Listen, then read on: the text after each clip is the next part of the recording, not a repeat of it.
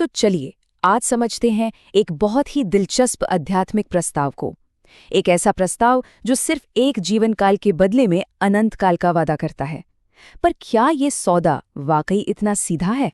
तो देखिए, बात शुरू होती है एक सीधे सीधे फरमान से, एक आदेश से जो आगे आने वाली हर चीज की नींव रखता है। निर्देश बिल्कुल साफ है, पवित्रता ही उस विरासत की चाबी है। तो सबसे पहले ये ग्रंथ दुनिया की मौजूदा हालत को कैसे देखता है, इसे एक बहुत बड़ी समस्या के तौर पर सामने रखा गया है।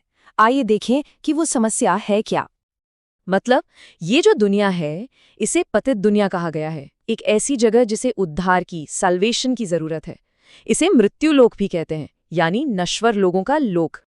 और यहीं पर दो रास्ते एकदम साफ दिखाए गए हैं। एक तरफ है हमारी आज की दुनिया और दूसरी तरफ है वो भविष्य जिसका वादा किया गया है। आप देखिए, एक तरफ दुख है तो दूसरी तरफ शांति। तो सवाल ये है कि ये दुनिया इतनी अशुद्ध क्यों है? ग्रंथ के मुताबिक इसकी जड़ में है ये 5 विकार, लेकिन इनमें से भी एक को सबसे बड़ा दुश्मन माना गया है। जी हाँ, बिल्कुल साफ साफ कहा गया है कि पवित्रता के रास्ते पर चलने के लिए सबसे पहले जीत काम पर ही हासिल करनी होगी। यही माया पर जीत की पहली सीढ़ी है। और देखिए, यहाँ एक बहुत जरूरी बात है। ये सिर्फ एक समस्या नहीं है, इसके साथ एक डेडलाइन भी है। कहा गया है कि विनाश अब बहुत करीब है, सामने खड़ा है। तो ठीक है, समस्या तो समझ आ गई, पर इसका समाधान क्या है? ग्रंथ में इसका जवाब एक दिव्य लेन देन, एक सौदे के रूप में दिया गया है। इसे एक सस्ता सौदा कहा गया है।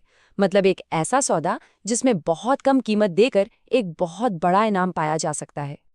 तो ये पूरा लेन देन 3 बहुत ही आसान स्टेप्स में समझाया गया है। पहला, इस एक आखिरी जन्म में पवित्र बनना है। दूसरा, पिता को याद करना है। और इनाम है 21 जन्मों के लिए पूरी दुनिया की बादशाही। तो ठीक है, सौदा तो समझ आ गया, लेकिन इसे पूरा कैसे किया जाए, इसका तरीका क्या है? ग्रंथ हमें इसका रास्ता भी दिखाता है। इसका जरिया है योग बल। ये योग बल क्या है? ये है याद की शक्ति। मतलब पिता के साथ एक मानसिक कनेक्शन बनाकर जो आध्यात्मिक शक्ति मिलती है, वही आत्मा को उसके पुराने पापों से साफ करती है। और इसी से आत्मा तमो प्रधान से सतो प्रधान बनती है।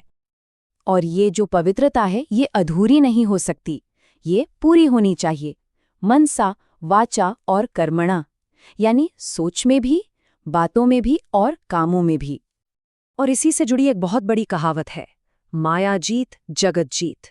इसका सीधा सा मतलब है कि जिसने अपने अंदर के इन 5 विकारों पर जीत पा ली, उसने पूरी दुनिया को जीत लिया। वही जगत जीत बनता है। तो इस सौदे को मानने और इस रास्ते पर चलने का आखिरी नतीजा क्या होगा? ये एक पूरी तरह से काया पलट है, एक पूरा ट्रांसफॉर्मेशन।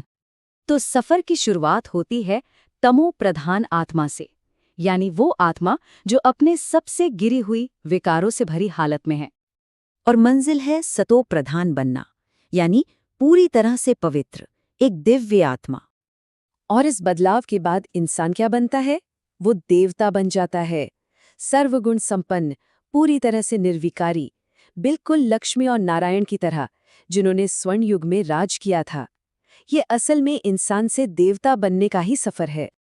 और एक बात जो बार बार कही गई है, वो ये कि ये मौका हमेशा के लिए नहीं है।